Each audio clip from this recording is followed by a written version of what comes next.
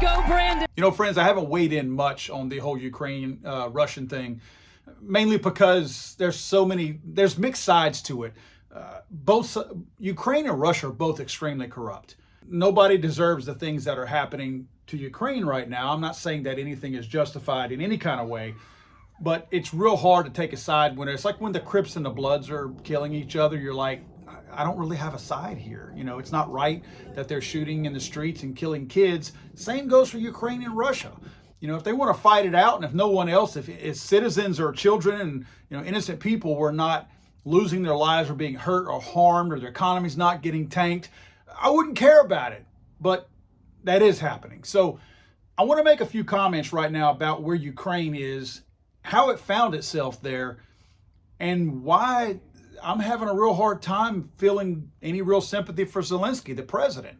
The Ukrainian president Zelensky recently called on Ukrainians to arm themselves and even went so far as to, I guess you could say, commission a bunch of old Soviet era weapons that were in containers and whatnot and hand them out freely like candy to the Ukrainian citizens so that they would take up arms to assist in the Ukrainian government's fight against the Russians. Now, a quick side note on those arms. Those are former Soviet Union, USSR weapons that we're talking about here. Old AKs, things like that. Tons of things that were from the old Soviet era that were either stationed in an area they acquired during that time. Now, back when it was just Senator Barack Obama, he and another senator went over to the Ukraine and convinced them to give up a lot of those weapons in return for, here it comes, essentially protection, help, assistance.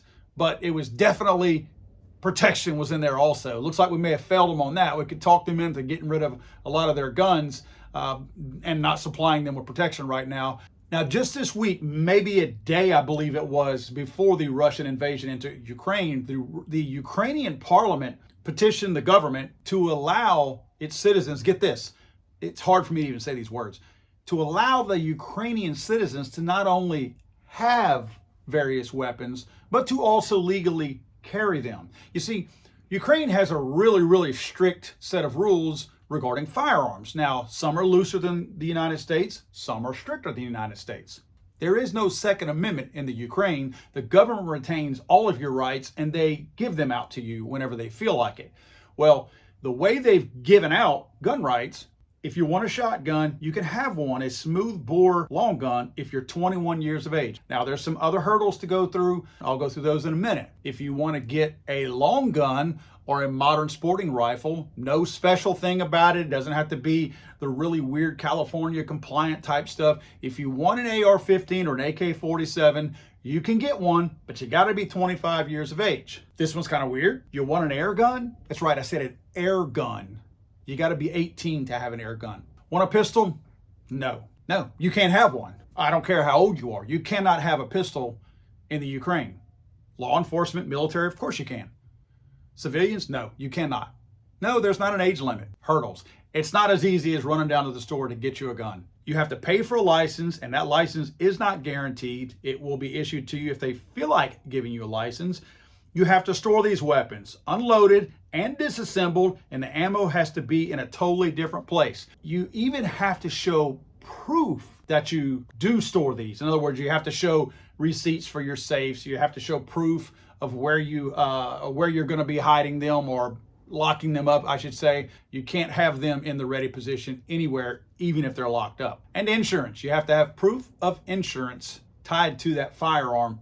Again, if you want to have an air gun at 18 years of age, a shotgun at 21 years of age, or an AR-15 AK-47 at 25 years of age, no pistols.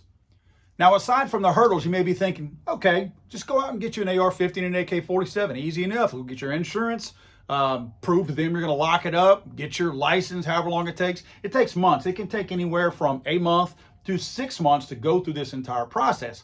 On top of that, in the Ukraine, the average AR-15 is probably about $1,000. The average AK-47 is probably about $500. Guess what the average monthly income is for a person in the Ukraine? $400. That's why it's not so easy just to roll out and buy one. Yeah, the prices are pretty much the same as what you would probably find some here in the United States, But obviously, the rate of income is certainly not the same.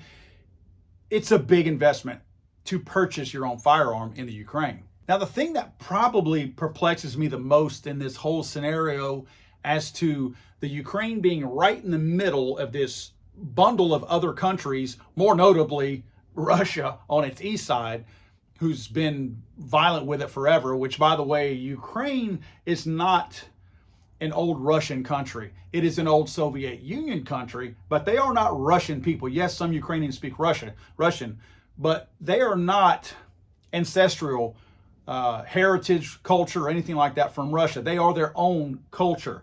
That's why there is that rift between the two. It's not just like a piece of Russia broke apart when the Soviet Union collapsed. They were always historically a different country from Russia altogether. But it perplexes me that Zelensky, the president, has such strict laws regarding firearms and civilian use and ownership of firearms and carrying of firearms in his own country. It's only been 80-something years since Joseph Stalin wiped out 10 million Ukrainians by starving them to death over there. So it's not like they haven't seen this type of stuff from Russia. This is actually a little bit heavier handed than what Russia did in the past as far as the violence. But nevertheless, 10 million Ukrainians were wiped out already from Russia. It seems like a really short memory to me inside of a century, and they've already forgotten that they probably should allow their citizens to be that next layer, that next line of defense within the Ukraine. So it just seems ironic to me that now all of a sudden, even though this has been looming all this time, that Russia has always been kind of at odds with the Ukraine. Just last year, the Ukrainian parliament asked Zelensky to loosen up the gun laws in the Ukraine. Very ironically, like scary ironically, Zelensky actually cited the conflict with Russia on the east side of the Ukraine as being his reason for not loosening up restrictions for firearms within the Ukraine. Seems really odd to me because now he's begging people, giving guns away even, not just loosening restrictions. He's like, you can have them. Here they are. I'm going to give them to you. They're taking old containers of these decommissioned guns from the old Soviet Union and just handing them out like candy now. So he went from saying, oh, our conflict with Russia is the reason why I don't want you to have firearms, to going, because of the conflict with Russia, we want you to have firearms. That's how stupid and corrupt some of these countries are. Probably got paid for it.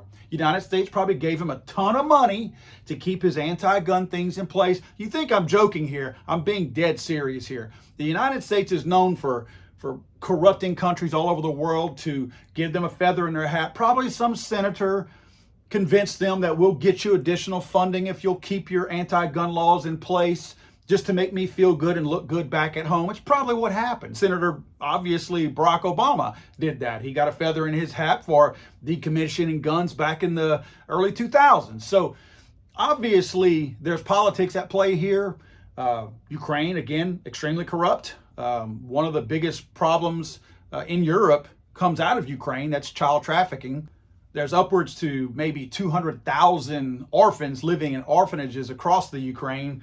Since 1991, over 160,000 men, women, and children have been trafficked for forced labor, forced begging, sex, pornography, anything like that. I mean, that has been organs, organ harvesting. They'll kill people and take their organs, or maybe in some cases don't kill them, just take a kidney or something like that. International organizations have asked the Ukrainian government to get more involved to help stifle that and to help end the trafficking, more notably the child trafficking for sex and pornography. And the Ukrainian government just simply hasn't done it. They've had their opportunities and haven't done it. So again, no love from me for Ukraine specifically, because they're as corrupt as Russia. It's quite possible here that if you want to be a sovereign country, maybe it's not so much a bad idea to have your own citizens carrying firearms, being armed, being trained. Because remember, Russia is crossing over the next day after the government decided to start handing out firearms and changing the law this past week. Russia is crossing the border the day after they made that decision to arm their citizens. How much training do you think they got? Zero trigger time. Now, some might have gone out there that afternoon and popped off a couple of shots, but do you honestly think when you know you're on the verge of a war with a country like Russia, there's other affairs you're probably getting in order? So now you've got a whole tens of thousands, and I'm sure hundreds of thousands of people, very little training. Imagine had we done this a year ago whenever the government of Ukraine was seeking to arm its people. Now they would have a little bit better trained people, well-trained people who could aim, people who could use their sights. Let's not forget, they're using AK-47s. How many times have we seen AK-47s shot from the hip in armed conflict? They just simply don't use sights. People would have been more familiar with their firearms, less jamming, just tons of things like that. They could have accomplished so much more. Very short-sighted of Zelensky to not allow that to happen. Look, folks, with our watering down of our military and our sugar and spice and everything nice military, our armed countrymen provide a huge layer of defense, not to mention a massive deterrent to anybody else who would seek to do the United States harm. Our government may be aggravated because they can't control the U.S. citizenry anymore because we're armed, but you can best believe that they sleep better at night knowing that we're armed and proficient with our firearms.